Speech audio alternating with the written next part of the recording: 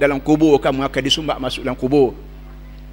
Minha khalaqnakum wa fiha nu'idukum wa minha nukhrijukum taratan ukhra. Dari tanah aku buatmu, dan dalam perut tanah aku akan masukmu bila mayat. Wa minha nukhrijukum, dan daripada perut tanah juga aku buat tubikmu keluar taratan ukhra, kali yang kedua. Jadi oleh yang demikian terlalu amat besar budi Allah kepada kita, kerana Allah beri kepada kita hidayat, iaitu Islam kita panggil. Agama Islam. Islam campur dengan iman, barulah kita panggil agama. Islam saja tak campur dengan iman, itu munafik. Iman saja tak ada Islam, itu dayus, tak boleh jadi apa pun. Jadi Islam campur dengan iman, barulah kita panggil ad-din.